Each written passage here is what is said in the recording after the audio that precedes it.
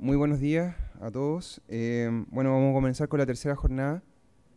Esta jornada tiene un enfoque específicamente de reconocer algunos casos asociados a la fiscalización y los procedimientos sancionatorios de Latinoamérica, ¿ya? Los dos primeros días estuvo como enfoque presentar la experiencia de Estados Unidos, pero también queríamos compartir con usted un poco la experiencia de los países de la región y específicamente dos países que para nosotros creemos que son muy importantes, que es el caso de Perú y el caso de Colombia. ¿Y por qué es importante? Porque tanto Perú como Colombia han sufrido o han tenido una historia muy parecida a la nuestra, ¿ya? Han tenido modificaciones legales de su institucionalidad ambiental casi en los mismos periodos, ¿ya? Y sobre todo en el caso de Perú, lo más interesante es que las leyes ambientales fueron modificadas en los mismos años, tanto la chilena como la de ellos, ¿ya? Y si uno mira la ley peruana ambiental, es casi o muy parecida a la nuestra. Entonces lo interesante es poder reconocer estos casos, es poder conocer la experiencia y también comentarles un poquito que este es un tema, o lo que estamos viviendo y estamos presentando acá, no solamente un tema local, sino que también un tema a nivel mundial. La temática ambiental hoy día bueno, en el caso nuestro ya es un tema muy relevante en el caso chileno esta última semana. Y bueno, y ha sido reconocido, por ejemplo, en el último reporte del World Economic Forum, donde dice, y quiero que ustedes pongan especial atención en los colores. Este es un reporte que se hace todos los años, donde se le pregunta a los expertos cuáles son las temáticas más importantes desde una perspectiva económica, ¿ya? Y entonces le hace a los expertos de los distintos países y quiero que tengan muy atención el color verde. El color verde representa la temática ambiental, ¿ya?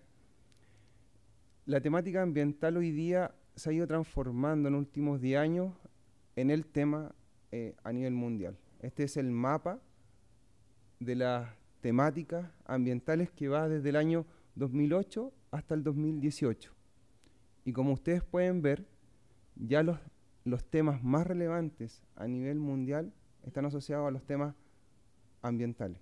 Sobre todo, por ejemplo, el tema cambio climático, la crisis del agua o problemáticas asociadas a los efectos que producen las compañías en los distintos territorios.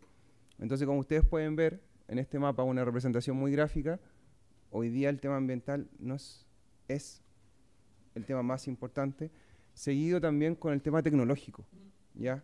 Un poco el manejo de la información. Hoy día esos son los dos temas que están importando a nivel mundial. Entonces, ¿por qué lo llamo a colación? Porque claro, uno piensa muchas veces, nosotros vivimos en nuestro país, estamos alejados del mundo y creemos que los problemas solamente nos afectan a nosotros y no.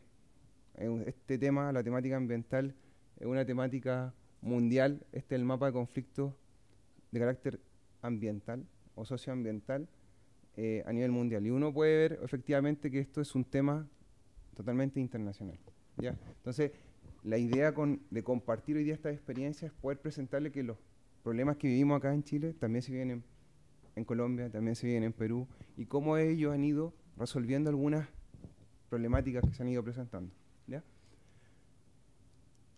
Continuar. Y esto también es otro tema muy relevante. Hoy día estamos en una época totalmente de transformación. Una época, se llama la cuarta, hasta algunas personas dicen la quinta revolución, ¿ya? En lo cual la tecnología, las redes, no sé, pues la información juega un rol importante. Entonces, claro, cualquier cosa que nosotros podamos realizar puede tener un efecto, ¿ya? Y eso también es importante conocerlo. Un poco lo que queríamos conversar con la gente de EPA es la relevancia que tiene, en cierta medida, las actuaciones del Estado en materia ambiental. Entonces tenemos que tener muy en mente esta temática y sobre todo porque, un poco lo que comentaba César, hoy día nosotros somos organismos que estamos, en cierta medida, a la mirada de la ciudadanía, ¿ya? Bueno, cada país, muchos de los países que están acá tienen leyes asociadas al acceso a la información pública. Y nosotros en el caso de la SMA hemos visto cómo este instrumento se ha ido evolucionando a través del tiempo. A los primeros años nosotros recibíamos en promedio 1 o 2 solicitudes semanales de acceso a la información Y por ejemplo, les podemos comentar que la última semana, por el caso de Quintero, nosotros recibimos 15 solicitudes diarias de acceso a la información. ¿Ya? Entonces, claro, ¿cómo nos vamos adaptando a la realidad? Primero, hay que entender que estamos en una evolución y tenemos que tener la capacidad de adaptarnos. Y hay un concepto que se llama la gestión adaptativa. ¿Ya? Ya los procesos no pueden ser tan estancos. Tenemos que ser capaces de adaptarnos. Y para poder adaptarnos, muchas veces no hay que inventar la rueda, hay que conocer experiencia. ¿Ya? Y es un poco la invitación, es conocer experiencia. Y bueno, eso es lo que busca hoy día esta sesión. Porque claro, nuestro rol, en cierta medida, cómo generamos, aquí la gran mayoría de los que estamos acá, cómo generamos que el cumplimiento y el desarrollo de los proyectos se genere en equilibrio. ¿Ya? Y obviamente eso a través de generar certeza y confianza. Distintas miradas. Aquí hay un enfoque que se está utilizando y que lo estaba promoviendo la Agencia de Protección Ambiental de los Estados Unidos, que es el Next Generation Compliance, que yo les voy a dejar el link para que ustedes puedan leer sobre esta temática. Y claro, hay distintas visiones a nivel mundial, ¿ya? Pero más que nada el enfoque es reconocer oportunidades, adaptarlas a las distintas realidades de cada uno de los países y poder implementar y mejorar. ¿Ya? Un poco eso para tenerlo en consideración.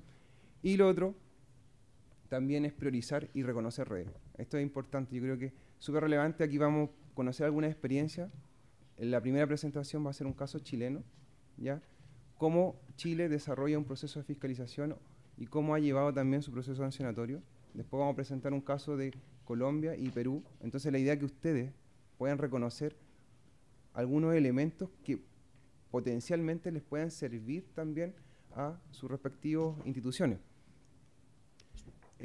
Otro tema muy relevante, bueno, acá hay muchos funcionarios de la Red Nacional de Fiscalización y ustedes mismos se han ido dando cuenta de la importancia de trabajar en red, la importancia de conversar con profesionales de otros organismos, porque claro, uno va aprendiendo, ¿ya?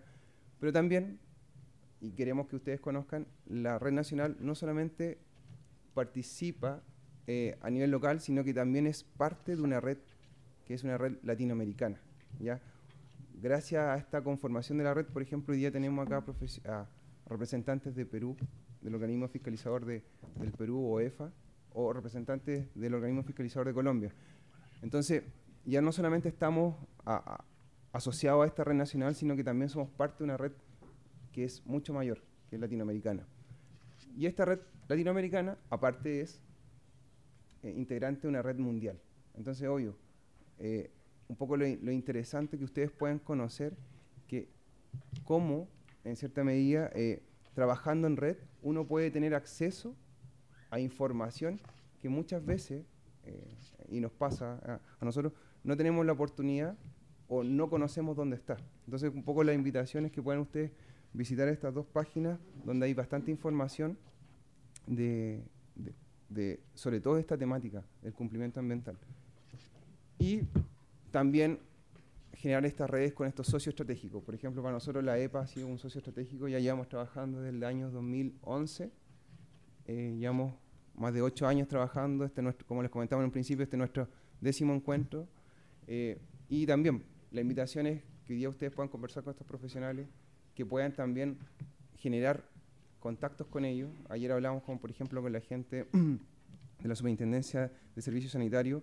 Acá tenemos que está encargado de una temática específica, como por ejemplo puede contactarse también con profesionales de la EPA. Entonces, obviamente estas son instancias para poder generar estos nexos, estos lazos de comunicación. Bueno, un poco ya lo comentaba el subintendente, ya hemos desarrollado nosotros más de 10 talleres, más de 800 personas capacitadas, entonces un poco relevar la importancia, ¿ya? de esta temática y sobre todo por esto, formación de capital humano, ¿ya? Estas instancias lo que buscan es compartir experiencia, pero también es formar, ¿ya? Y es un poco la invitación. Pueden reconocer que la importancia de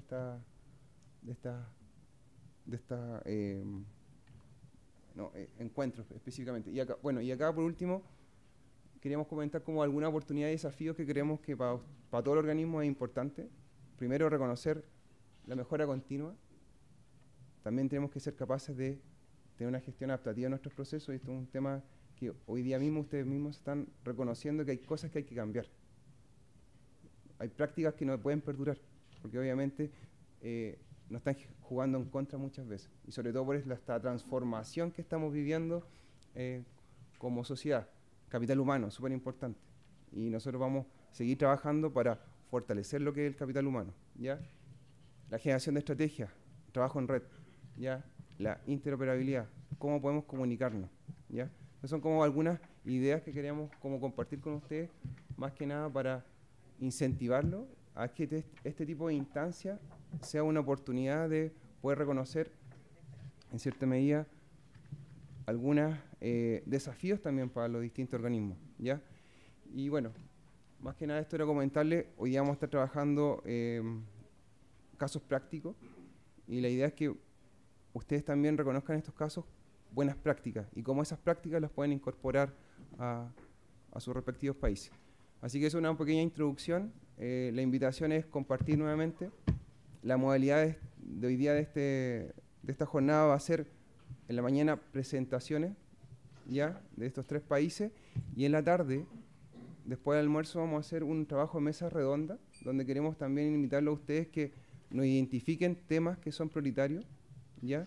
Temas que creen ustedes que después de estas 2 jornadas o tercera jornada deben ser relevados, ¿ya? Y también qué cosas ustedes creen que han podido aprender de esta jornada, ¿ya? Esa es como la invitación. Y por último vamos a hacer la entrega de certificados. Eso va a ser la jornada. Ahora vamos a comenzar con la presentación de Chile. La presentación de Chile va a estar a cargo de 2 profesionales de la Superintendencia de Medio Ambiente.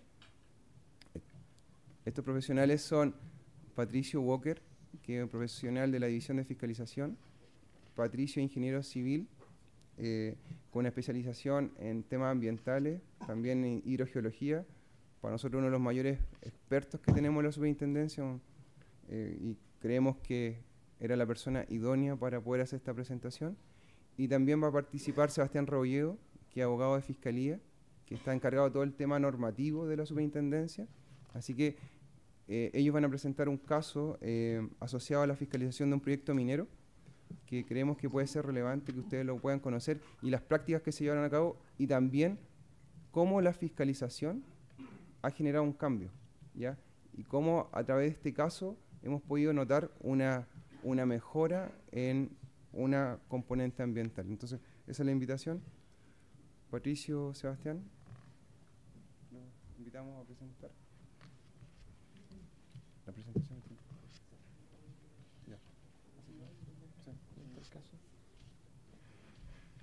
Bueno, buenos días. Muchas gracias por la invitación. Y como decía Iván, les vamos a presentar un caso que ha sido bastante notorio para la Superintendencia de Medio Ambiente. Y bueno, por mientras ponemos la presentación, quisiera contarles que a modo de contexto, esto se trata de un proyecto minero, denominado Proyecto Minero Refugio, que es un proyecto minero a rajo abierto que produce oro, y esa producción de oro se hace a través de pilas de lixiviación, ¿ya? Este proyecto, como todos los proyectos en general, necesita de bastante agua para sus procesos productivos. Y en el norte de Chile, que es un lugar muy árido, siempre un tema ambiental muy relevante es de a dónde va a salir el agua que va a utilizar este proyecto para sus procesos, ¿ya? En este caso, el agua es extraída desde pozos que sacan agua subterránea. Y esos pozos no están localizados en el mismo emplazamiento donde está la compañía minera, sino que están emplazados a varios kilómetros en un sector donde efectivamente ellos habían determinado que había mayor disponibilidad de agua. Ahora bien, ese sector es un sitio protegido, y no es un sitio protegido cualquiera, sino que es un sitio que se encuentra bajo el convenio Ramsar. ¿Qué significa que sea convenio Ramsar? Significa que es un sitio protegido de importancia internacional, y que por lo tanto hay ciertos tratados o obligaciones que tiene Chile respecto a la protección de esos sitios en particular. Entonces, en este caso estaríamos hablando de que es probablemente el nivel de protección más alto que podemos encontrar en el territorio, ¿ya? Bueno, justamente es lo que les estaba contando acá. Y en este contexto nosotros recibimos en julio del año 2014 una denuncia del Ministerio de Medio Ambiente, en la cual básicamente denunciaba que podía haber daño ambiental respecto a estos humedales. A raíz de esta denuncia nosotros decidimos iniciar una investigación, que es lo que le vamos a mostrar en esta presentación. Como antecedentes generales, lo que les comentaba, tenemos acá Chile, esta región del norte que se llama Atacama, y muy cerca de la frontera con Argentina, aproximadamente 4.800 metros de altura, tenemos la faena minera, tenemos el campo de pozos acá donde sacan agua, y en verde tenemos el sitio protegido. Como podemos ver, el campo de pozos se ubica en pleno sitio protegido. Si uno lo ve en el mapa, el sector donde se emplazan los pozos tiene una cuenca con un flujo principal que va desde el sur hacia el norte. Si esto lo transformamos en una imagen satelital, podemos ver lo siguiente. Tenemos el campo de pozos ubicado acá, tenemos un primer humedal hacia aguas abajo que se llama humedal Pantanillo, un segundo humedal que se llama Valle Ancho, un tercer humedal que se llama Barros Negros y un cuarto humedal que se llama Ciénaga Redonda. Es muy importante acá reconocer el flujo de agua, porque si nosotros tenemos la extracción de agua, aguas arriba de los humedales, nos da en primera instancia la idea de que acá puede generarse un riesgo, lo cual no es tal si fuera al revés, digamos. ¿Ya? Si hacemos un zoom ahora al campo de pozos, tenemos acá dos pozos de bombeo desde donde se extrae agua, un pozo de observación y el primer humedal, el más cercano, que se llama Pantanillo, que tiene una regleta donde se pueden medir los niveles en el humedal. Es decir, acá tenemos 4 fuentes de datos, que son los 2 pozos de bombeo, el pozo de observación y la regleta dentro del humedal. Si hacemos un zoom a esta zona de acá, podemos ver que el pozo de bombeo más cercano se ubica a 800 metros del humedal, hacia aguas arriba, lo cual, como bien decía, a priori genera la sensación de que aquí puede haber un riesgo. Si uno esto lo mira desde la perspectiva más hidrogeológica, lo que ve es lo siguiente. Tenemos acá en rojo la superficie del terreno, en azul la posición del agua subterránea, y vemos que cuando el agua subterránea se acerca a la superficie, genera un afloramiento que sostiene el primer humedal, luego el agua vuelve a profundizarse y una vez más se acerca a la superficie, generando afloramientos que mantienen el segundo humedal, y así con el tercer humedal y con el cuarto humedal. Y los pozos se ubican justamente en la zona de afloramiento de las aguas que sostienen la vegetación del primer humedal. Nosotros, como bien hemos dicho en distintas oportunidades y lo ha recalcado Iván, somos una institución que tenemos que velar por el cumplimiento de los instrumentos de gestión ambiental. Entonces, en este caso, la pregunta relevante es cuál es el instrumento de gestión ambiental que hay detrás. Y en este caso es una resolución de calificación ambiental o más generalmente una licencia ambiental.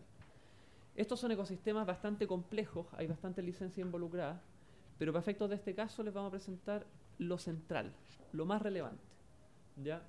En este caso lo más relevante es que el proyecto efectivamente está autorizado a extraer agua desde estos pozos y esa autorización va a un máximo de 95 litros por segundo. Tiene el seguimiento mensual de los niveles y la regleta en el humedal, ¿ya? Que eso tiene que ser reportado, es la información que nosotros vamos a contar. Y comprometió una actualización de los estudios hidrogeológicos unos años después del inicio del funcionamiento, en este caso en el año 2010. Ahora bien, respecto de la evaluación del impacto ambiental, lo que se dijo en temas centrales es lo siguiente, que está acá en el cuadro. Como medida de mitigación, si se detectara disminución del caudal de agua surgente que afecta la bebida de la fauna y la mantención de la flora, se propone conectar Las Vegas con los pozos de extracción por medio de una cañería que asegure un nivel de aguas que mantenga el hábitat. Es decir, se reconoció que acá efectivamente hay un riesgo, pero se propuso una medida de mitigación que pretende anular ese riesgo, ¿ya? Y como esta medida de mitigación tiene como objetivo asegurar un nivel de agua que mantenga el hábitat, se calificó en definitiva como que acá el potencial de impacto era mínimo a nulo. Pero eso por la existencia de esta medida. Entonces, el tema central acá es si esta medida es implementada o no y cómo funciona. Esos son todos los antecedentes de contexto que tenemos en el caso. El proyecto, la ubicación, el riesgo ambiental, qué es lo que dice la licencia. Ahora vamos a entrar en detalle respecto de la denuncia que nosotros recibimos en su oportunidad. Esta emanó del mismo Ministerio de Medio Ambiente, y acá hay un punto súper relevante.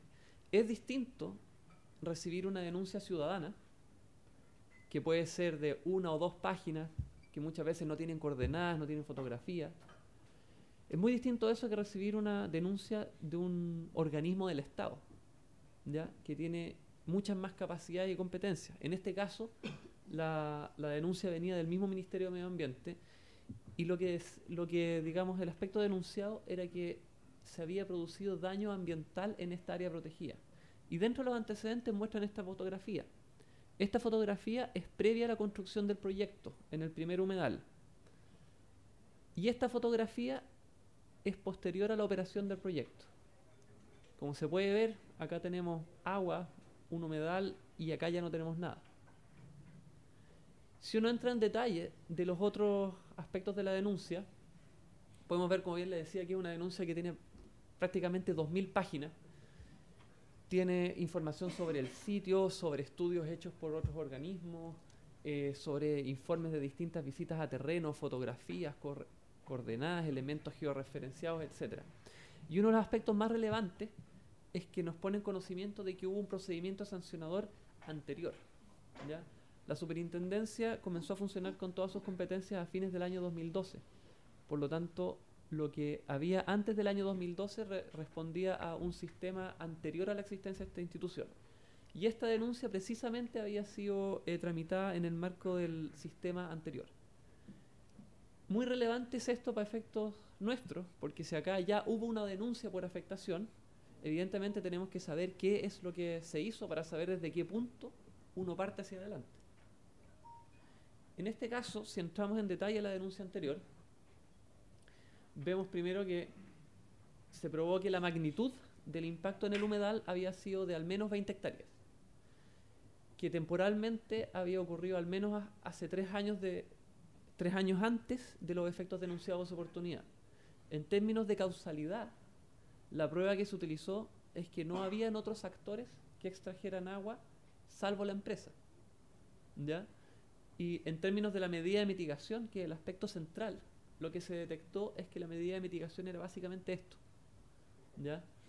Efectivamente es una tubería que conecta los pozos con el humedal, pero el objetivo de mantener los afloramientos para que persista la vegetación y el ecosistema no se cumplió, ¿ya? En este caso no se aseguró un nivel de agua suficiente para mantener el hábitat, y eso resulta claro de la sola mirada de la fotografía. Ese fue nuestro punto de partida, ¿ya? Que ya es bastante avanzado, como pueden ver. Uno ya tiene una idea de qué es lo que se va a encontrar en terreno. Entonces, a nivel de gestión nuestra, lo que se planificó fue lo siguiente: partir de la denuncia realizada por el Ministerio de Medio Ambiente y, primero que nada, hacer un examen de toda la información contenida en la denuncia y toda otra información relevante del caso. Revisar toda la información de seguimiento remitida en el marco de la licencia, es decir, la evolución de los niveles, el estado del humedal, la cantidad de agua medida en la regleta. Evidentemente, contemplar inspecciones en terreno, realizar las mediciones que correspondan para tener datos objetivos y cuantificables, y solicitar el pronunciamiento de otros organismos sectoriales que son especialistas en distintas materias. En este caso, los organismos involucrados fueron la Superintendencia de Medio Ambiente, la Dirección General de Aguas como especialista en agua, el Servicio Agrícola y Ganadero como especialista en flora y vegetación, y la Corporación Nacional Forestal, en tanto que la administradora de los sitios protegidos. En términos de inspecciones, realizamos 2 inspecciones. Una primera inspección destinada a verificar efectivamente cómo estaba la medida, ¿ya? Y a tomar muestras y mediciones in situ de los niveles y de los aspectos relevantes. Una segunda inspección destinada específicamente a evaluar el estado de la vegetación, que en definitiva es el objeto de protección ambiental que hay acá detrás. Un análisis de todo el seguimiento ambiental y la participación de los organismos especialistas. La gran pregunta de la medida: éxito o fracaso. ¿Ya? Esta es la fotografía con la cual partimos en la denuncia del año 2012 y nosotros fuimos el año 2014 y nos encontramos con la siguiente situación. Es decir, esta tubería fue alargada hacia el sector donde había restos de vegetación. Básicamente esos fueron los cambios que ocurrieron en los últimos 2 años. Si uno hace un zoom a esta parte de acá, lo que ve es que debajo del tubo tuvieron la gentileza de poner un poco de plástico para no generar erosión en los restos de vegetación y ponerle piedras encima para que no se volaran y se cambiara la posición de la manguera. ¿Ya? Esta solución fue mejorada. ¿Ya? Mejorada de la siguiente forma. Se hicieron unos hoyos en el lago para que hubiera una distribución más uniforme del agua que llegaba al humedal. ¿Vale? Pero en términos concretos, ¿cómo se relaciona eso con el objetivo de la licencia? Que era conectar Las Vegas con los pozos de extracción por medio de una cañería que asegure el nivel de aguas que mantenga el hábitat. ¿Ya? Lo primero está, pero el aspecto crítico es este, que aparentemente no fue cumplido. ¿Qué pasa con los datos reportados? La empresa nos remite periódicamente información respecto del estado del nivel freático y en particular de las mediciones en la regleta dentro del humedal. Uno puede ver que acá en el humedal hay ciertos episodios con afloramiento, probablemente estacionales, y el proyecto acá pasó por una suspensión temporal. Por temas de precios del oro decidieron dejar de producir durante algunos años y en términos prácticos, a partir de este punto, el proyecto retomó sus operaciones de forma ininterrumpida. Desde ese punto en adelante, nunca más se volvió a ver agua en el humedal. Si uno va a ver qué pasa con los niveles freáticos en los pozos, es decir, un poco más arriba del humedal, lo que se puede ver es que este era el nivel de base, estos los niveles mientras el proyecto estaba en una suspensión temporal. Acá hay un vacío de información que no se pudo encontrar y luego tenemos una evolución que claramente va a la baja hasta fines del año 2014. Lo mismo en el segundo pozo de explotación, tendencia bastante similar. Y acá otro tema es que en el año 2010, que se actualizaron los estudios de hidrogeología, se comprometió la medición en este pozo, porque específicamente ese pozo fue determinado como un pozo representativo de los descensos que podían ocurrir en el humedal. Y en este pozo los datos hablan de la posición del agua a 4 metros de profundidad. Por lo tanto, si esto es representativo de la situación del humedal, evidentemente no pueden haber afloramientos de agua en superficie si el agua está a 4 metros de profundidad. Acá están los resultados de las mediciones in situ que realizamos de la posición del nivel freático. Una medición bastante sencilla que se realiza con estos equipos. Encontramos que habían varios pozos que no estaban declarados, pero esos pozos eran pozos de monitoreo para ciertos estudios que estaba haciendo la compañía. Por lo tanto, gracias a esos pozos que no teníamos contemplado, pudimos tener un panorama mucho más amplio de qué es lo que pasaba alrededor del humedal. Acá en rojo está la posición del agua subterránea medida desde la superficie hacia abajo. Y se puede ver que alrededor del humedal, que es esto que se ve acá, o de los restos del humedal, el agua subterránea está básicamente entre 3 y 4 metros de profundidad. Es decir, valida la información de seguimiento ambiental que teníamos antes y nos confirma que claramente no pueden haber afloramientos en el humedal debido a que el agua está a una profundidad que no es compatible con eso. ¿Cómo estaban los humedales? Acá están los resultados de la segunda inspección en terreno. Y acá hay un aspecto muy relevante. Nosotros la primera inspección la hicimos lo más rápido que pudimos y fuimos directamente a constatar el tema de la medida, pero no pudimos hacerlo inmediatamente porque este es un sector de alta montaña que gran parte del año no tiene acceso. Por lo tanto es muy importante considerar eso a la hora de realizar las inspecciones. Y en este caso teníamos una ventana desde noviembre hasta abril donde se podía acceder al sitio. Si no tomábamos las acciones en noviembre y abril, íbamos a tener que esperar un año más hasta noviembre-abril del próximo año para poder ir a terreno. Por eso fue muy importante tener una debida planificación para hacer todos los aspectos que se consideran necesarios y relevantes en esa ventana de tiempo, ¿ya? Y en este caso, las mediciones de flora y vegetación se dejaron para marzo, porque ese es específicamente el mes en que los especialistas del Servicio Agrícola y Ganadero determinaron que es más idóneo tomar las muestras de vegetación, porque esta vegetación también pasan por distintos estados, ¿ya? Una vez hecha esta inspección, se constató lo siguiente. Ese es el estado del primer humedal. Se ve que hay restos de vegetación, que no hay agua, que hay indicadores de que hubo presencia de fauna, ¿ya? Ahora, esto le da un poco más de dramatismo al caso, pero en realidad entendemos también que hay mortalidad de fauna de forma natural. O sea, eso no es para mostrar una causalidad, pero sí como antecedente de contexto. Y acá esta imagen es muy reveladora, porque se ve que acá había un curso de agua, claramente, que ya no existe. ¿Ya? Este es el estado que se encontró en terreno. Entonces, volvemos a la denuncia. Efectivamente, sí se pudo constatar este cambio en el estado, y la Corporación Nacional Forestal, que es la administradora de este sitio, hizo un trabajo en terreno de recorrer todos los humedales y georreferenciar los distintos estados que se podían ver. Y respecto del primer humedal, el más cercano a los pozos, ellos determinaron que toda esta zona de acá estaba muerta y que en esta zona lateral había un humedal en buen estado y uno en un estado de transición.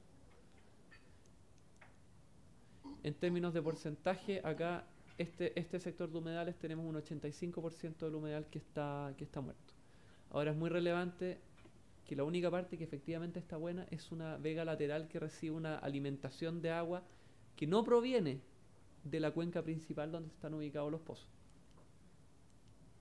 ¿Qué pasó con el siguiente humedal hacia aguas abajo? Este es el estado que se encontró del humedal. Y haciendo el mismo trabajo, la Corporación Nacional Forestal determinó que todo el sector sur del humedal, es decir, el más cercano hacia la zona de pozos, se encontraba muerto. Y que nuevamente, en el lado, habían unos humedales que efectivamente estaban en buen estado, pero que también son humedales que son específicamente alimentados por fuentes de agua que no provienen de la cuenca donde se ubican los pozos. En este caso se determinó que un 30% de la superficie se encontraba seca, pero que además había una superficie que estaba en riesgo de desecación, que se habían evidenciado cambios, ¿ya? Entonces, respecto al primer humedal, tenemos la mayor parte del humedal muerto, y respecto del humedal que sigue, tenemos una parte importante muerto y otra parte que está en pleno cambio. ¿Qué prueba tenemos acá para asignar una responsabilidad? Básicamente la misma que la sanción anterior. Solicitamos nuevamente al servicio, al organismo especialista en temas de agua, que indicara quiénes son los actores que sacan agua de ese sector. Y ellos nuevamente confirmaron que el único actor que saca agua de ese lugar es esta compañía minera, ¿ya? Por lo tanto, no tenemos el problema de los efectos acumulativos en este caso, porque hay un solo actor. ¿Qué pasa con el cambio climático? Porque esto podría ser un efecto de mayor escala, ¿ya? Como vimos antes en los informes de CONAF, se observó que los cuerpos de agua laterales se encontraban en buen estado y los humedales también, salvo los humedales que se encontraban efectivamente en la misma cuenca donde están los pozos. Y en esta imagen se aprecia muy bien esa diferencia entre un humedal que no está situado en la cuenca sujeta a explotación y un humedal que sí está situado en esa cuenca. Llevándolo al mismo esquema conceptual que vimos al principio, lo que tenemos como situación inicial era que efectivamente la posición del agua subterránea daba lugar a afloramientos que sostenían al primer humedal y al segundo humedal, y que ahora, producto de los pozos, se produjo una profundización del nivel de agua subterránea que dejó completamente desconectado el primer humedal, que es el humedal que está en su gran mayoría muerto, y que ha generado un descenso en la parte más cercana a los pozos del segundo humedal, con la consiguiente desecación de una parte de él y el riesgo de lo siguiente, que fue todo lo que se constató en terreno. Estos son todos los antecedentes técnicos que pudimos levantar durante el proceso de fiscalización ambiental, lo cual se traduce, y en este caso se tradujo en un reporte con toda la información, ¿ya? ¿Y cuál es en definitiva el punto que levantó el reporte? El reporte levantó que efectivamente la medida que veíamos se encontraba implementada desde el año 2010. Fue objeto de una sanción anterior, pero en este punto ya llevaba 4 años implementada y no había generado ningún cambio ni potencial recuperación de los humedales. Por lo tanto, el punto que se levantó acá es que había un impacto ambiental no previsto, porque en la evaluación ambiental se evaluó como que acá no iban a haber impactos porque iba a haber una medida, pero en este caso la medida fue implementada tardíamente, lo cual fue objeto de un sancionatorio anterior, y en este caso, pese a que llevaba varios años implementada, no generó ningún efecto, ¿ya? Ayer se habló en algún momento de los impactos no previstos, alguien lo mencionó. Entonces, en este caso vamos a retomar este tema y vamos a pasar a la siguiente etapa, que es el procedimiento sancionatorio, donde se desarrolló todo el tema posterior, ¿vale? ¿Te puedo hacer una pregunta? ¿Hubo un análisis causa-raíz que determinara que la medida era mala porque el modelo conceptual y el modelo matemático no pudo simular la condición, no sé, pues con la cañería funcionando, con los niveles de extracción de la faena minera? Bueno, esa es una muy buena pregunta. Pero sucede que en temas de competencia, nosotros somos el organismo fiscalizador y tenemos que fiscalizar lo que quedó establecido en la licencia ambiental. Si en la licencia ambiental quedó establecido que tenía que haber una medida de ciertas características, nosotros tenemos que fiscalizar, digamos, la existencia del desempeño de esa medida. Ahora bien, abstrayéndonos de este tema, uno legítimamente puede preguntarse, ¿qué es lo que falló acá? ¿Lo que falló es que la medida fue mal implementada? ¿O lo que falló es que en realidad la medida no iba a surtir efecto, aunque fuera bien implementada? Claro, en el fondo, ¿de dónde viene esa medida? ¿De dónde salió? Porque se supone que la medida debe venir de una evaluación de impacto y que la respalde. Y para eso hay herramientas tecnológicas que permiten simular los distintos escenarios que se pueden presentar en este caso, en este acuífero, en la cuenca. Por supuesto. Ahora, bueno, para cerrar el tema y pasar a la siguiente etapa, solo comentarte que esta evaluación ambiental es del año 1994, cuando todavía no existía ni siquiera reglamento. De hecho, es la primera resolución de calificación ambiental, es la RCA 1. Entonces, responde a un estándar que hoy en día es impensable, ¿ya? Bueno, los dejo con Sebastián, que va a continuar con todo el proceso sancionatorio que se derivó de esta fiscalización.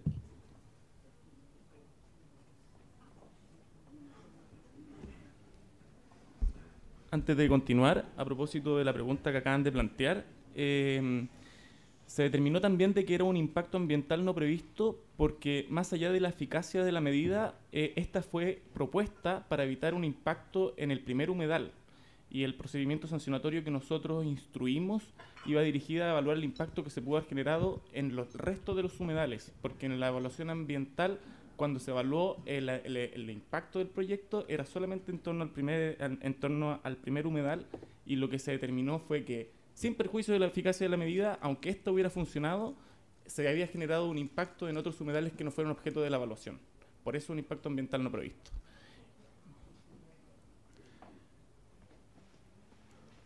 Bueno, en torno a las preguntas... ¿Sí? ¿Sí?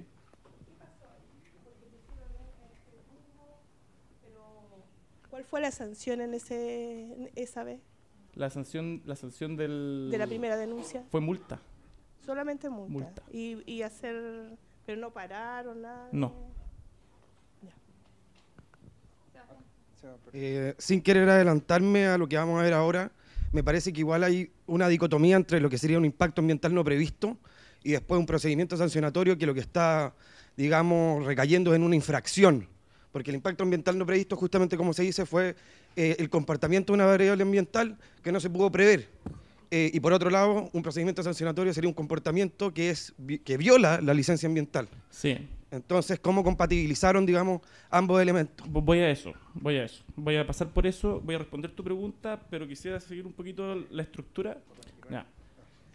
Entonces, a propósito de las preguntas y lo que se ha comentado en otras exposiciones, quisiera partir un poco explicando la estructura general de lo que es el procedimiento sancionatorio dentro de la Ley Orgánica de la Superintendencia del Medio Ambiente.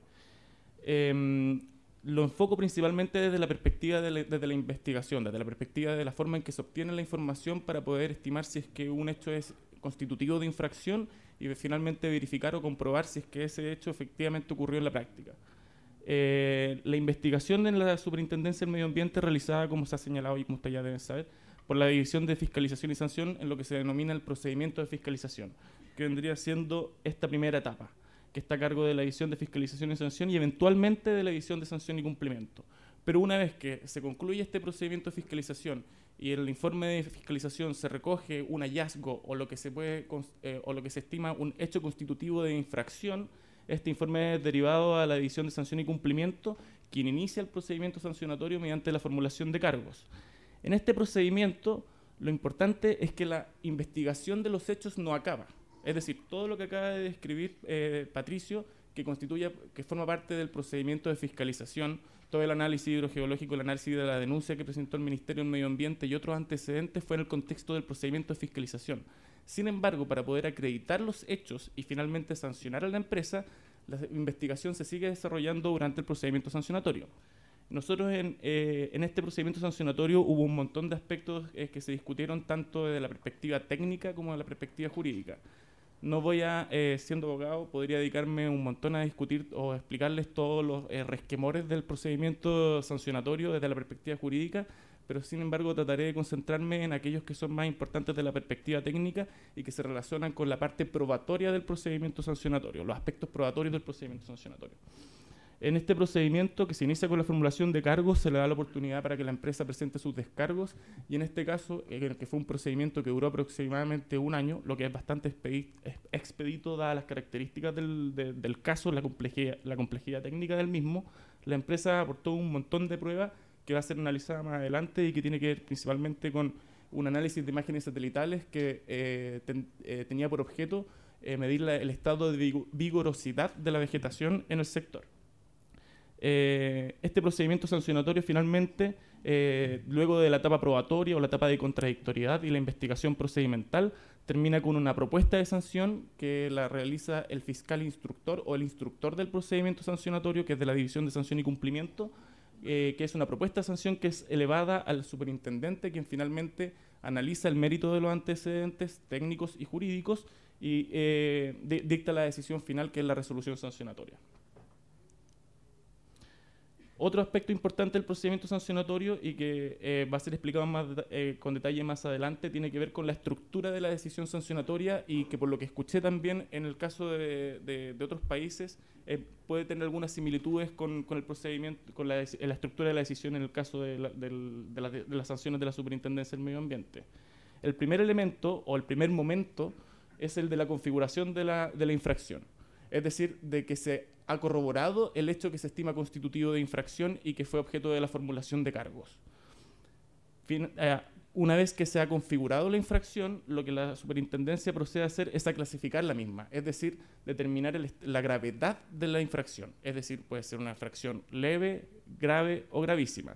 Para determinar este estado de gravedad, lo que hace la Superintendencia del Medio Ambiente en el procedimiento de investigación es verificar una serie de situaciones de hecho que pueden ser concurrentes con la infracción o que pueden ser posteriores al hecho infraccional, es decir, efectos. Por eso la clasificación de la infracción viene dada principalmente por la gravedad de los efectos que se pueden haber ocurrido en el medio ambiente o a la salud de la población a propósito de la infracción. Y finalmente, para determinar cuál es la sanción específica que se debe aplicar en el caso concreto, que más adelante también vamos a ver cuáles son las sanciones que tenía que eran alternativas de la superintendencia para aplicar en este caso concreto, se analizan una serie de circunstancias que también se las vamos a detallar más adelante. Esa es la estructura general. Lo importante que tienen que tener en cuenta es que si no hay configuración de la infracción, por supuesto no hay ninguna infracción que clasificar y tampoco ninguna sanción que aplicar.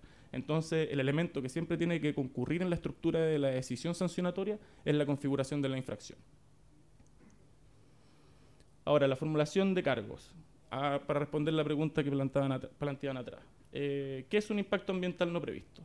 En la legislación ambiental actualmente no se encuentra definido expresamente qué es lo que se entiende por impacto ambiental no previsto. Sin embargo, del artículo 2 de la ley 19.300 hay algunas definiciones que pueden tenerse en cuenta para construir en la definición de impacto no previsto.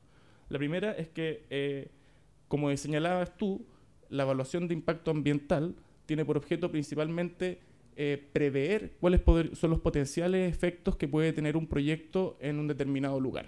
Para eso se hace una línea base, en virtud de esa línea base se analizan cuáles pueden ser los cambios que puede generar ese proyecto atendida la línea base y se proponen finalmente medidas de mitigación, reparación o compensación para hacerse cargo de esos efectos. Sin embargo, esta previsión de los impactos nunca es perfecta. Se realiza en base a modelos que lo que hacen es representar la realidad, pero esta representación nunca es exacta. La ciencia, lo voy a decir, soy abogado, no se enojen, no es perfecta, ¿cierto? Entonces, en base a esta evaluación de impacto ambiental, se determinan cuáles son los impactos ambientales que finalmente se definen como la alteración del medio ambiente provocada directa o indirectamente por un proyecto o actividad en un área determinada. Entonces, el impacto ambiental no previsto es precisamente aquel impacto que se genera en la práctica durante la operación o ejecución del proyecto, pero que no fue previsto durante la evaluación. Entonces, como tú dices, ¿cómo vamos a atribuir responsabilidad a un sujeto respecto de un impacto que no fue previsto durante la evaluación y respecto del cual no existen obligaciones? Es decir, no existen medidas de mitigación, reparación, compensación, condiciones u otras medidas o obligaciones para el titular. Bueno, lo que pasa es que en la práctica, las resoluciones de calificación ambiental en Chile, desde esta, que incluso es la resolución de calificación ambiental número 1, bueno, son varias resoluciones de calificación ambiental en torno a este proyecto, pero fue uno de los primeros proyectos, el primer proyecto que ingresó a evaluación ambiental y lo ingresó de forma voluntaria, por lo demás. Se incluye una obligación, que es la de el titular deberá informar inmediatamente a la autoridad la ocurrencia de impactos ambientales no previstos en la evaluación ambiental, asumiendo acto seguido las acciones necesarias para controlarlos y mitigarlos. Es decir, existe una obligación para el titular a propósito de los impactos no previstos. Primero, informar a la autoridad y segundo, adoptar medidas para hacerse cargo de esos impactos en el evento de que se generen. Otra discusión que puede surgir a propósito es la factibilidad del titular para realmente reconocer de que se está generando un impacto ambiental no previsto. Otro tema podría ser, otro tema a discutir y que en este caso se planteó durante el procedimiento sancionatorio, tiene que ver con, oye, pero el impacto ambiental que respecto del cual usted me está culpando se generó fuera de la línea de base de evaluación del proyecto. Sí, pero el origen de los impactos comenzaron dentro de la línea de base de la evaluación del proyecto. Ahí tuvo toda una discusión jurídico-técnica a propósito de si es que era o no posible atribuir responsabilidad respecto de este impacto que se generaba fuera de la línea base. Y el hecho que se estimó constitutivo de infracción, porque una cosa es la obligación y para formular cargos tiene que haber una subsunción entre un hecho que se estima constitutivo de infracción y una obligación infringida, era la omisión de ejecutar las acciones necesarias para hacerse cargo de los impactos ambientales no previstos. En ningún minuto el titular avisó a la autoridad, en ningún minuto el titular adoptó ninguna medida más allá de lo que ya estaba obligado, que era la medida de mitigación que describió Patricio. Y eso fue ese fue el cargo que se formuló al titular y respecto a eso se le culpó. Bueno, como le decía, el procedimiento de investigación continúa durante el procedimiento sancionatorio y dadas las complejidades técnicas que surgieron en este procedimiento y atendidos los antecedentes que presentó el titular, que fue principalmente un análisis de imágenes satelitales, la superintendencia procedió a realizar su propio estudio a propósito de estas imágenes satelitales, lo cual va a ser explicado por un tercer colega, que es don Ariel Russell, del Departamento de Gestión de la Información, y que fue fundamental para poder finalizar con este caso. Después yo voy a retomar otro aspecto del procedimiento. Hola, buenos días. Esta etapa probatoria o la elaboración de esta prueba en particular, yo creo que da para una presentación en sí misma. Entonces, igual rogaría que cualquier pregunta que seguro que van a surgir la hiciéramos eventualmente en el café o o posteriormente. Como les mencionaba Sebastián, en la etapa investigativa se lograron recabar distintos antecedentes. Por un lado, estudios basados en teledetección, es decir, a través de análisis de imágenes satelitales, por un lado del SAG, y por otro lado de los descargos que el mismo titular a través de distintas consultoras realizó, cada uno levantando distintas hipótesis. Ninguno negó la existencia de un proceso de desecación en los humedales estudiados. Sin embargo, sí habían distintas tesis. Y por ejemplo, en el caso del SAG, al no haber comparaciones con otros sistemas similares o a no abordar la lógica local del sistema, no llegó a grandes conclusiones, salvo la existencia del proceso de daño.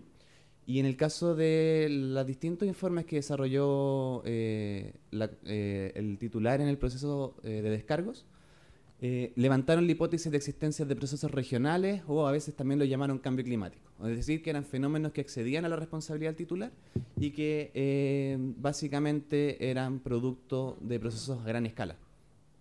En consecuencia, nosotros desarrollamos como superintendencia un estudio propio para ir disminuyendo estas brechas de información. Primero, un pequeño contexto. El uso de imágenes satelitales en un procedimiento sancionatorio en Chile es relativamente nuevo a partir de este estudio, y por lo mismo fue producto de una discusión evaluar el carácter de prueba que este mismo presentaba. Respecto a lo mismo, la London Institute of Space Policy levantó en 2012 una sistematización de cuál era el alcance probatorio de aquellos elementos que vienen derivados de programas de observación de la Tierra y distintas metodologías utilizadas. Y aquí se llegaron a hartas conclusiones. En primera, que la ciencia había avanzado a un nivel donde las distintas disciplinas jurídicas aún tenían que incorporarlas, o todavía existía la necesidad de un mayor diálogo para sistematizar con claridad cuál es el estándar probatorio de la misma. Y obviamente levantando ciertas ventajas, que la percepción remota o la teledetección permitía un acceso un poco más homogéneo a la información, muchas veces de forma más confiable, más fácil de obtener. Y nosotros hicimos un esfuerzo por alcanzar un carácter de prueba lo más consistente posible. El deseo es llegar a una prueba de carácter científica, es decir, aquella que tiene calibración instrumental, validación con verdad-terreno, medio interpretativo objetivo, es decir, usar test estadísticos, no solamente quedarnos con una interpretación visual de una imagen satelital como podría ser Google Earth, como podría ser un gráfico que quizás no tiene una escala, o elementos que no son comparativos entre sí. Y bueno, ese tipo de elementos son los que permiten configurar que una prueba sea de carácter testimonial, pericial o científica. En Chile no está determinado con claridad cuáles son las reglas que deberían cumplirse, sin embargo, esta es más o menos como la lógica. Algunos conceptos claves del estudio.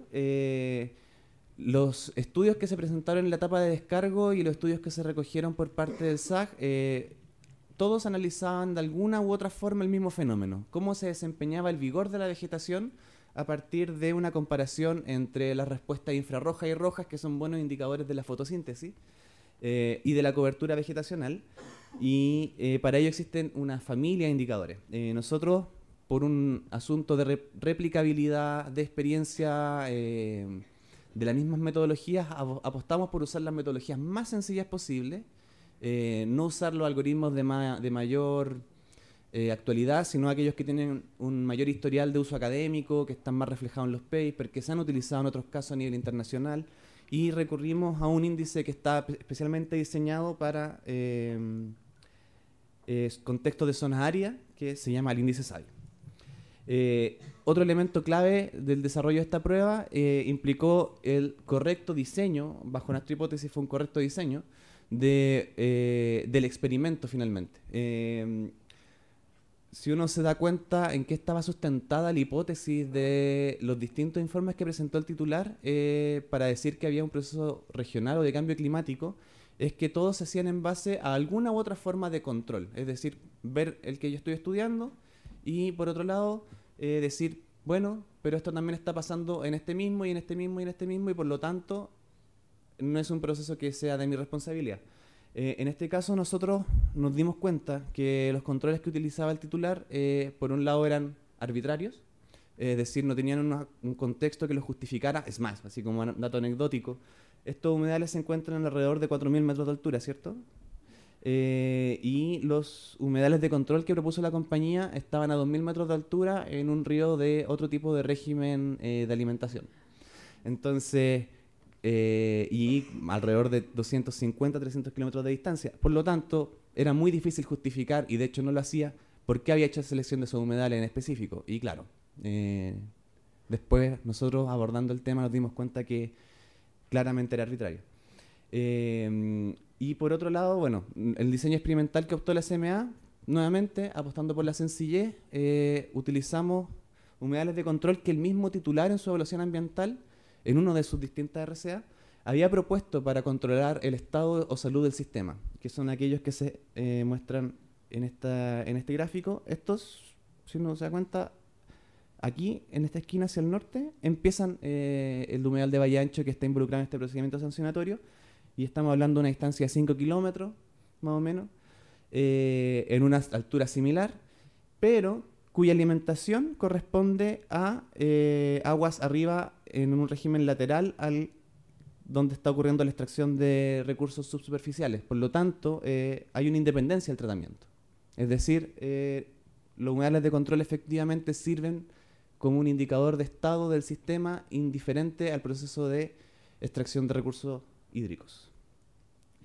Y por otro lado, recurrimos a no solamente interpretar gráficos de la historia, sino también ponerlos en perspectiva y hacer las comparaciones a través de test estadísticos también muy sencillos, que no implican un gran cabezoneo o desarrollo intelectual, sino simplemente test de student, evaluación de normalidad de la distribución de los datos, cosas muy sencillas, pero que finalmente se encuentran bien diseñadas y bien probadas.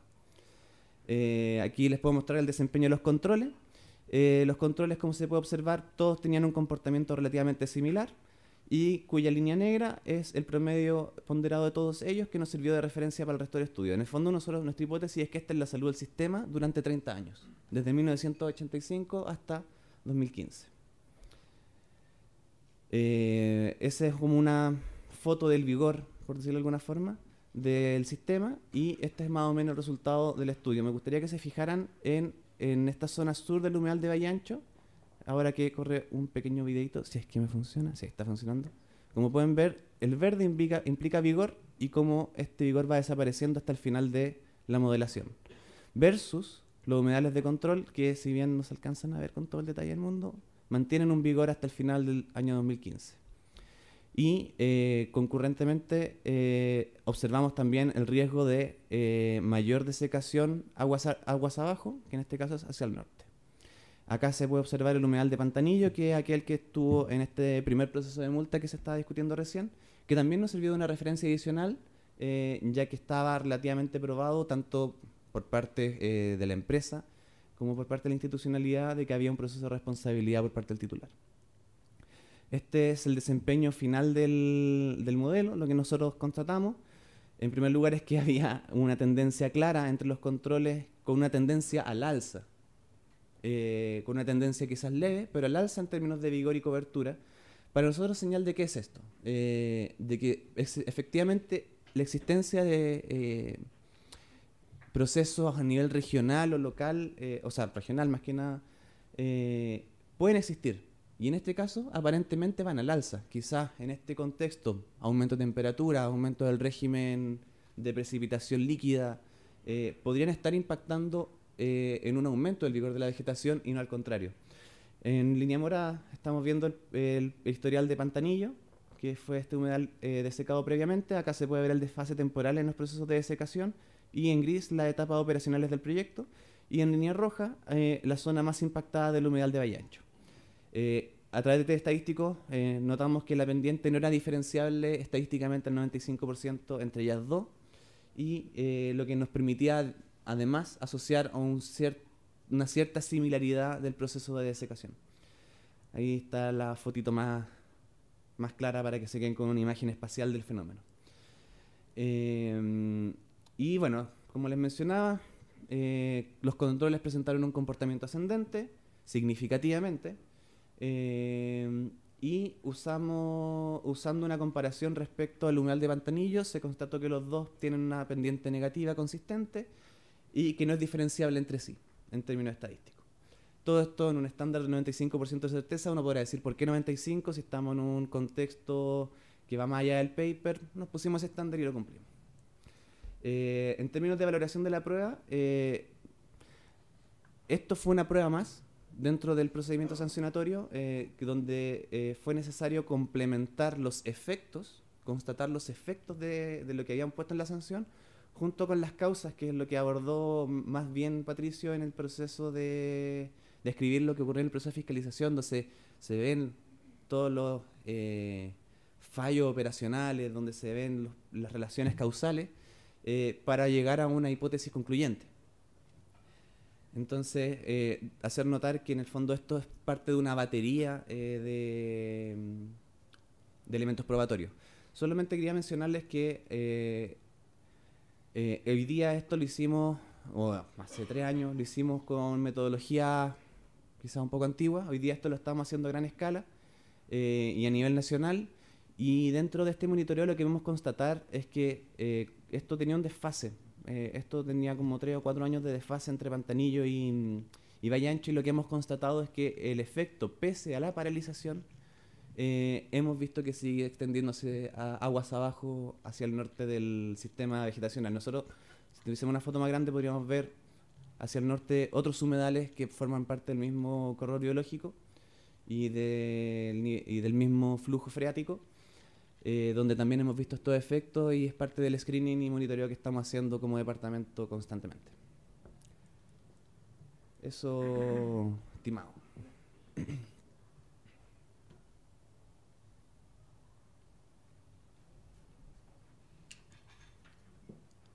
A propósito de lo que señaló recientemente Ariel, no sé, ¿cuántos abogados hay acá? Aparte de colega, uno. Ah, ya, son varios. Quería ver qué tanto me detenía en esto, ¿no? Ya, voy a referirme un poco entonces. Claro, en Chile el tema probatorio desde la perspectiva jurídica nunca ha sido muy bien desarrollado. Recién en los últimos años, y menos en el derecho administrativo. Hay experiencia en el derecho penal, un poco menos de experiencia en el derecho civil, pero en el derecho administrativo la experiencia en temas probatorios es prácticamente nula en Chile. E incluso si uno hace un análisis en algunos sistemas comparados, por ejemplo en el caso del derecho español, que es el sistema padre en aspectos administrativos del sistema chileno y de muchos sistemas continentales latinoamericanos, también la experiencia es prácticamente nula.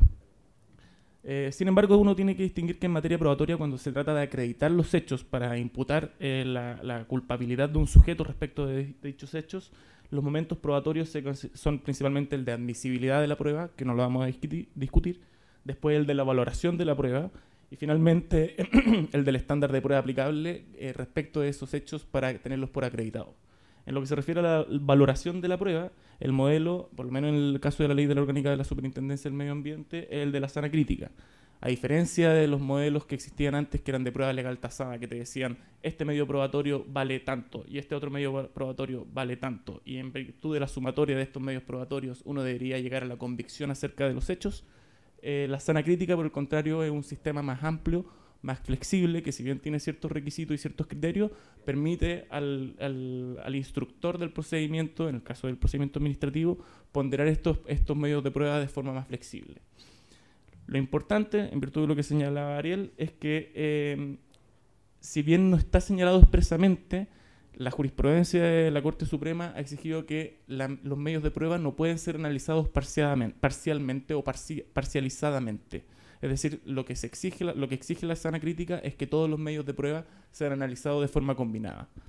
Esto se puede realizar de un montón de formas, pero en el caso concreto y en este caso y en la judicialización del mismo fue un aspecto que la superintendencia se encargó fuertemente de señalar. Es decir, nosotros siempre estuvimos muy convencidos de que ninguno de los elementos de prueba que teníamos permitía por sí solo satisfacer el estándar de prueba aplicable. por eso lo que la superintendencia se encargó de hacer en la resolución sancionatoria fue de explicar cómo el modelo hidrológico que presentó Patricio, principalmente junto con el modelo de análisis de imágenes satelitales que presentó Ariel, si uno los superponía y lo analizaba combinadamente, calzaban de forma prácticamente perfecta. Coincidían tanto los tiempos, las magnitudes como las escalas. Y en virtud de esa combinación de antecedentes fue que la superintendencia, principalmente en base a esos antecedentes, la superintendencia llegó a la convicción de que producto del accionar de la empresa, la extracción de aguas, se habían producido los impactos ambientales. Bueno, finalmente, el otro tema asociado a los aspectos probatorios es el del estándar de prueba.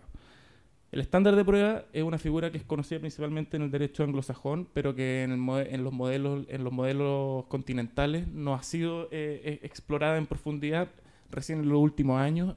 A propósito de la reforma penal, por ejemplo, en Chile, se incluyó el estándar de prueba más allá de toda duda razonable a propósito de los casos penales, pero no hay referencia respecto de cuál es el estándar de prueba aplicable en los procedimientos civiles y menos aún en los procedimientos administrativos. Y ustedes dicen, pero ¿por qué está hablando del estándar de prueba? ¿Por qué es importante el estándar de prueba?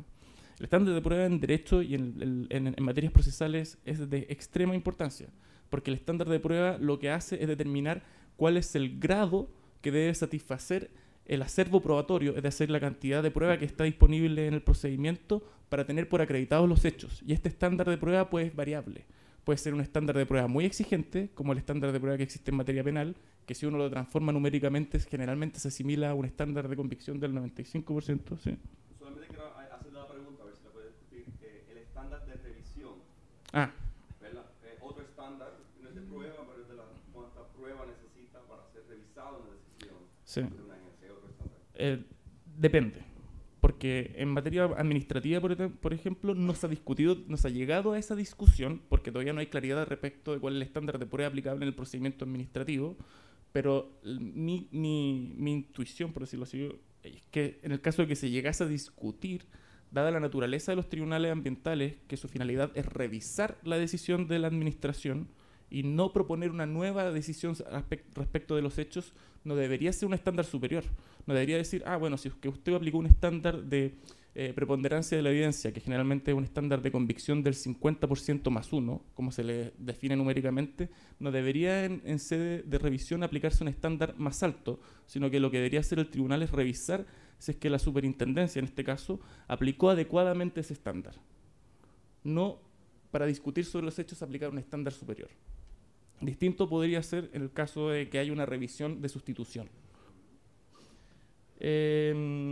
Ahora, bueno, para finalizar respecto a este tema, lo que sí puedo decir es que es un tema que está en boga, se está discutiendo, están saliendo muchos papers, algunos tribunales han empezado a esbozar algunos pronunciamientos respecto de cuál debería ser el estándar de prueba.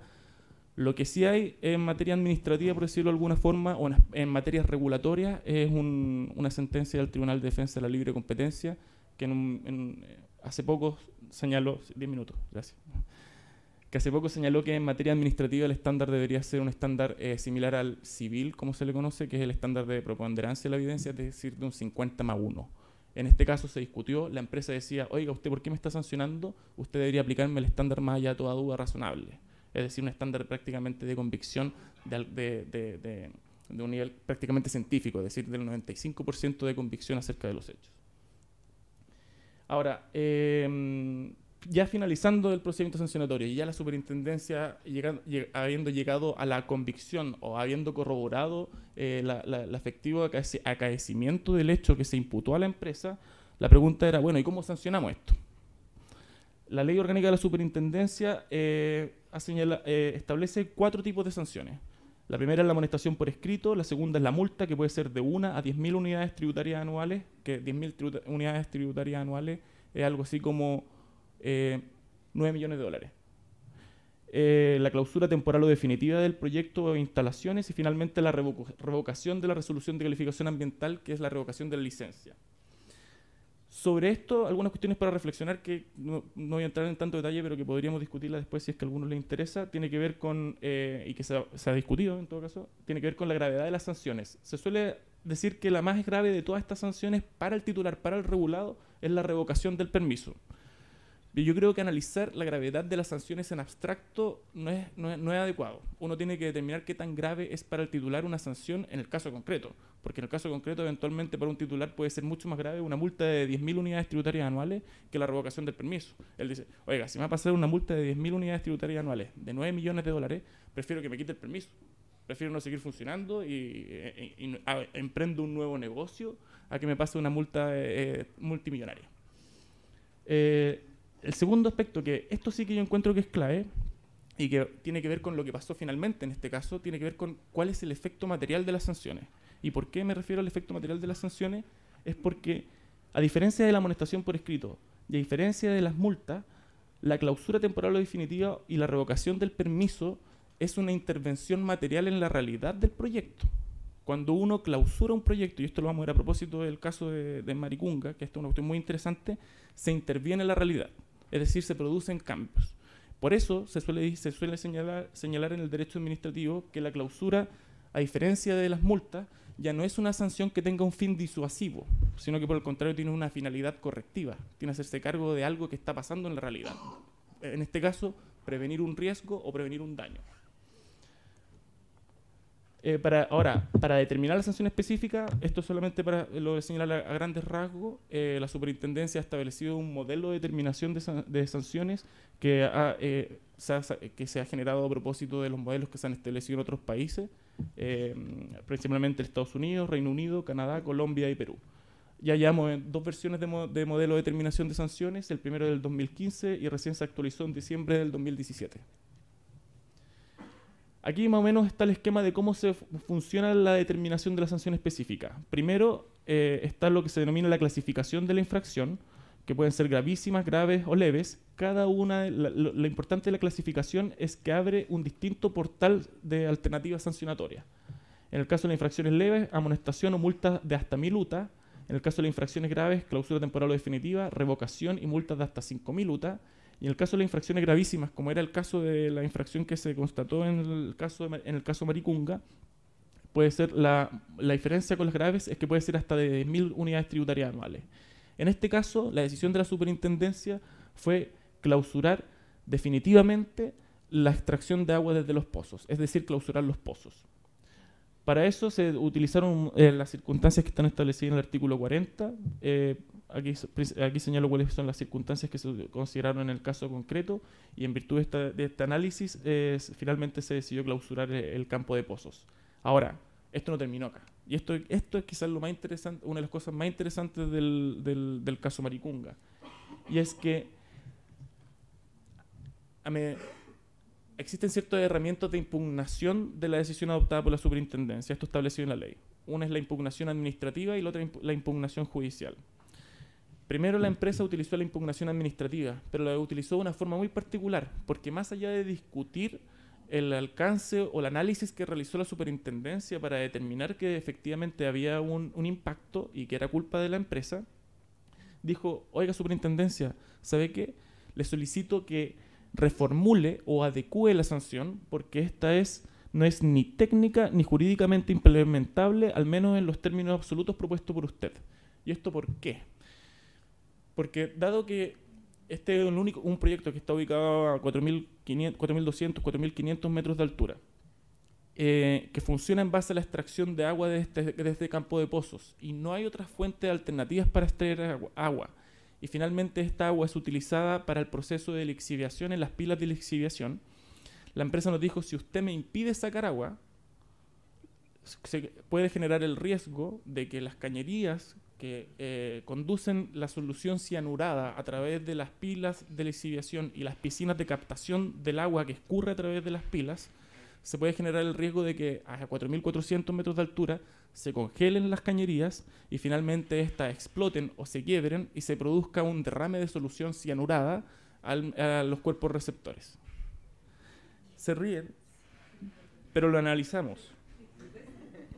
Y podía ser. Y entonces el punto era, miércoles. Entonces nosotros estamos, para prevenir un riesgo, que es la desecación de los humedales, estamos clausurando un proyecto, es decir, estamos interviniendo materialmente en la realidad y producto de esa intervención podemos producir un riesgo alternativo. Entonces producto de, nos pillamos así como, esto se nos pasó. Lo analizamos y finalmente llegamos, la solución fue, y esto fue muy estratégico, acogimos el recurso administrativo. Le dijimos, ¿sabe qué? Sí tiene razón. Entonces lo acogimos y vamos a reformular la sanción. Y la reformulación de la sanción fue, va a ser una sanción flexible, una clausura flexible y que se va a implementar gradualmente en el tiempo.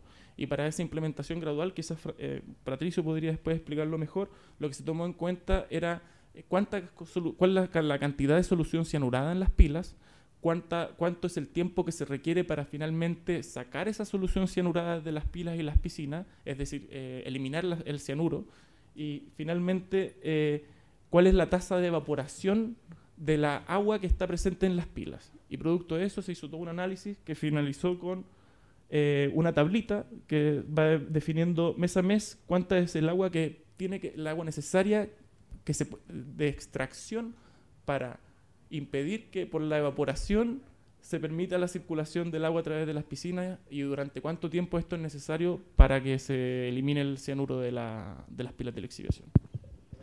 Sebastián, perdón, una aclaración ahí. Sí. En el fondo, saliéndose de toda la parte técnica, se le autorizó la mínima cantidad de agua necesaria para que él pudiera hacer el lavado y no se generara el riesgo químico.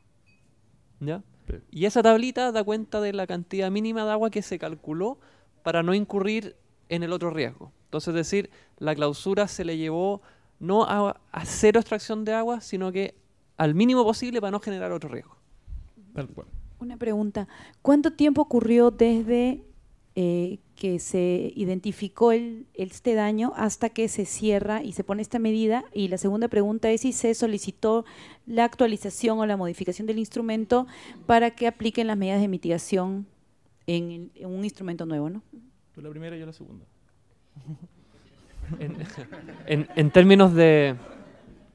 En términos de tiempo no puede ser aproximadamente un año. Las fechas tendría que revisarlas, pero es del orden de un año, porque toda la investigación, la denuncia entró en julio, pero no podíamos ir a terreno antes de noviembre, porque estaba todo cubierto de nieve y no había acceso. Entonces, entre julio, que fue la denuncia, y noviembre revisamos todos los antecedentes más otros antecedentes, y entre noviembre y marzo planificamos todas las inspecciones en terreno y las mediciones. Luego se emitió el informe de fiscalización y ahí comenzó el proceso sancionatorio, que siguió con la investigación en distintas aristas, hasta que llegó a la clausura. Entonces, eventualmente es de un año un poco más, pero te lo puedo confirmar. ¿El después. procedimiento? ¿Cuánto duró el sancionatorio? Claro, o sea, desde la denuncia hasta que todo el ciclo. 2014 llegó la denuncia, se clausuró el 2016, 2 años, 2 años y medio. 2 años y medio, considerando la reposición, es decir, esto que les contaba al final, el recurso administrativo. Y sobre la otra pregunta, modificación del instrumento, no. Ni lo solicitó el Estado ni lo solicitó el titular, porque de acuerdo a la vida útil del proyecto, terminaba el 2018. Ese es un punto también criticable para el Estado en cuanto a la demora de hacerse cargo de los efectos, teniendo en cuenta de que finalmente constatamos de que prácticamente desde que comenzó su operación empezaron a disminuir la... ¿Cómo es el proceso? ¿Cómo es la dinámica hasta llegar hasta lo último? Hasta acá la dinámica es plenamente administrativa. Depende del impulso que le dé la administración, en este caso la Superintendencia del Medio Ambiente. Y no es necesaria la participación del tribunal para implementar la sanción, salvo en que la ley exige, y este es un punto que se podría discutir más adelante, para la aplicación de determinadas sanciones, las que se consideran en abstracto más graves, la revocación y la clausura, la Superintendencia tiene que elevar en consulta al Tribunal Ambiental la sanción. Y cuando se eleva en consulta, y esto fue un tema que también se dio en este caso, y que fue muy, muy, muy importante, y se judicializó, y hasta el día de hoy sigue judicializado, está en la Corte Suprema, y no sabemos cuándo va a salir la sentencia. Pero en definitiva, esa es la única participación que tiene el Tribunal Ambiental para la aplicación de la sanción. Nosotros no proponemos demandas, no llevamos demandas al Tribunal Ambiental. Eso, la demanda, por ejemplo, de daño ambiental, que es a lo que se refería María Isabel hace un rato, que en este caso también existe, es de iniciativa del Consejo de Defensa del Estado, que es otro organismo del Estado. El Consejo de Defensa del Estado, cuando hay una hipótesis de daño ambiental, interpone una demanda por daño ambiental ante el Tribunal Ambiental, que es independiente de la instancia administrativa. Y el objetivo de la demanda por daño ambiental es obtener la reparación del daño ambiental causado. La alternativa que tendría el titular es, una vez que nosotros sacamos la sanción administrativa y constatamos el daño ambiental que impulsa al Consejo de Defensa a interponer la demanda por daño, es que él antes de eso interponga o presente un plan de reparación. Si él presenta un plan de reparación ante la superintendencia, se exime, se suspende, por decirlo de una forma, la demanda por daño ambiental. Porque lo importante es llegar a la reparación lo antes posible. Bueno, y un último comentario ya respecto de, en definitiva, en términos prácticos, ¿qué pasó luego de que se clausuró el proyecto? Acá tenemos una imagen con los monitoreos de los pozos y podemos ver que desde la clausura todos los niveles en los pozos empezaron a recuperarse rápidamente. Es decir, la cantidad de agua mínima que se le dejó era una cantidad que permitía una recuperación. Y si vamos, esto es netamente en los pozos de agua subterránea, si vamos al humedal en sí mismo, podemos ver que luego de 12 años que nunca hubieron afloramientos, volvieron a recuperarse al menos en verano los afloramientos en el humedal. Es decir, en términos prácticos, esta sanción sí generó un comportamiento ambiental que puede permitir eventualmente el restablecimiento de las condiciones de sitio. ¿Ya? Ahora, ¿cuándo se va a recuperar? Eso es otra pregunta, digamos, pero al menos las condiciones ya están volviendo. La sanción de clausura dentro de los lineamientos estratégicos, cuando se adaptó la sanción, porque viste que interpusieron un recurso, se establecieron una serie de condiciones, requisitos, lineamientos técnicos. Dentro de esos lineamientos técnicos está la obligación del titular de efectuar monitoreos. Y nosotros hemos utilizado esos datos y creo que además hemos ido a fiscalizar. Se fue a fiscalizar algunas veces y en base a esos datos nosotros hemos podido obtener esta información. Hola, mi pregunta va un poco orientada con el tema de que si la Super ya hizo una sanción. Al haber este daño irreparable, ¿el Consejo de Defensa del Estado podría ir a la carga nuevamente y obligar a algún tipo de proceso por este daño irreparable? Fue a la carga. El Consejo interpuso 2 demandas de daño ambiental. Una demanda de daño ambiental por la situación del humedal Pantanillo y otra demanda de daño ambiental por la situación de Valle Ancho. Perfecto. Y esas demandas están siendo... en proceso. Eso está siendo conocido por el Tribunal Ambiental. No tenemos sentencia aún. Ok, gracias. Ya han comentado los colegas, tenemos un territorio muy extenso, Chile es muy grande y es difícil ir a terreno y constatar todo lo que está pasando. Por lo tanto, hemos estado invirtiendo mucho tiempo y recursos en generar capacidad interna respecto a monitoreo avanzado, es decir, análisis de imágenes satelitales, uso de sensores remotos y en particular comentarles que actualmente, tal como lo comentó Ariel, en un principio teníamos una capacidad para hacer análisis puntuales y el análisis que mostró Ariel nos demoró bastantes meses en poder realizarlo, porque no teníamos todas las capacidades probablemente en ese minuto y no teníamos la infraestructura. O sea, descargar las imágenes nos demoraba semanas, descomprimirlas otras más, procesarlas en nuestro equipo, en nuestra infraestructura, en nuestros servidores, nos demoraba también otras semanas más, si nos equivocábamos había que partir todo de cero. Entonces era un proceso bastante complejo. Hoy en día nosotros estamos ocupando herramientas en la nube, ¿ya? Nosotros ocupamos Azure, que es de Microsoft, pero se puede ocupar la de Google, la de Amazon, hay distintas posibilidades. ¿Y qué hacemos con eso? Ahora nosotros trabajamos con equipos de manera remota que están en Estados Unidos. La descarga de imágenes directa no se demora prácticamente nada, muy poco. El procesamiento lo hacemos con equipos muy sofisticados que jamás podríamos tener en nuestras instalaciones. O sea, accedemos al uso de computadores de alto rendimiento y por lo tanto ahora este tipo de análisis lo estamos haciendo a gran escala. Estamos recorriendo todo el territorio y estamos de alguna manera anticipando hechos. Pero esto es algo reciente, o sea, hemos logrado esto durante este año, ¿ya? Pero eso nos va a permitir identificar procesos que van encaminados a una situación como esta. Y esto es algo súper reciente, entonces tiene que ver con el proceso de transformación digital y con esta lógica de Next Generation Compliance de utilizar tecnologías que impacten en los procesos estratégicos de la institución. ¿Qué nos pasa? Nosotros tenemos en el caso de RCA cerca de 15.900 RCA aprobadas, licencias ambientales, que cada licencia establece una forma y modo de remitir de forma diferente. Nunca se estandarizó la forma de reportar esa información. Nosotros anualmente recibimos en promedio cerca de 12.000 informes de seguimiento ambiental, de los cuales tenemos casos, por ejemplo, el caso de Alto Maipo, que un informe son 1.100 páginas, donde se mezclan miles de aspectos. Entonces ya estamos en todo un proceso de, primero, construcción de un lenguaje común, un poco lo que estamos conversando acá, estructuras de información con otros servicios. Por ejemplo, hasta acá representante de la DGA, con Diego, por ejemplo, hemos estado trabajando en la estructura de las tablas con las cuales queremos recibir la información de agua. Primero, como para poder construir la base y así empezar a construir sistemas informáticos que permitan recibir esa información, por la variabilidad que tenemos. Entonces, muy complejo. Tenemos ya por lo menos ya digitalizado, ya tenemos más o menos 60.000 informes de seguimiento ambiental, que antes no existía esa información. Sabemos cuáles son las materias, nosotros ya sabemos que agua y aire son las dos materias que más nos reportan, cuáles son las regiones que más nos reportan, quiénes son los servicios que más solicitan información. Pero claro, aquí hay una deuda. ¿Por qué? Porque nunca se le dio el valor a la información, ¿ya? Muchas veces la inspección, siempre la fiscalización estuvo enfocada en lo que era la inspección visual. Pero hoy día un poco lo que mostraba acá Patricio y los chicos, cómo la información te entrega al final el comportamiento.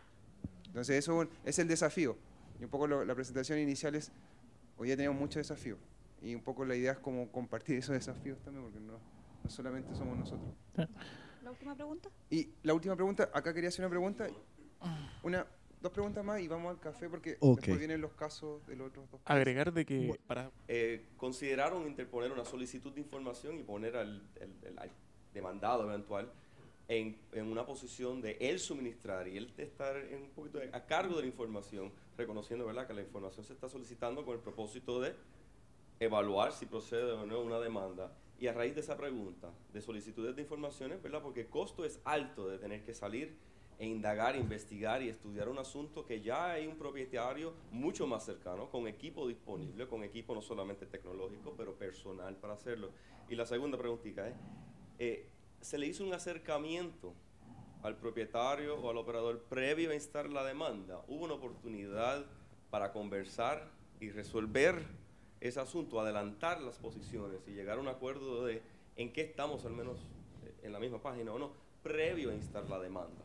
Un procedimiento informal que mucho utilizamos nosotros. Iniciamos con una solicitud de información y luego podemos iniciar una conversación sobre cómo nosotros estamos interpretando esa información y a qué conclusiones nos está llevando previo a hacer la conclusión como tal. Que al hacer la conclusión entonces caen necesidades que tiene que llevar entonces el gobierno. Y cuando tuvimos dudas, solicitamos más información. Pero para resumir la respuesta, efectivamente nosotros preferimos requerir la información, pero dados ciertos casos tenemos que hacerlo nosotros independiente del costo que eso genere. Y bueno, la segunda parte. No estoy seguro si entendí muy bien la segunda parte, pero... Un acercamiento previo a instar una demanda. Sí, o sea, no tenemos una figura establecida legalmente que nos permita acercarnos previamente a alguien una vez que hayamos constatado un hecho constitutivo de infracción. Sin embargo, lo que sí existe es lo que se denomina asistencia al cumplimiento, que es una figura que opera pero una vez que se han formulado cargos, es decir, una vez que se ha dado inicio al procedimiento y que está enfocada principalmente a permitir que el presunto infractor presente un programa de cumplimiento, que es como una salida alternativa al procedimiento sancionatorio. Quizás, no, en realidad tengo que responder la pregunta categóricamente, no hay una instancia previa y no utilizamos esa herramienta de forma habitual, por decirlo así. Cualquier duda o consulta, bueno, van a estar ellos ahora en el café. Y bueno, un aplauso para este equipo.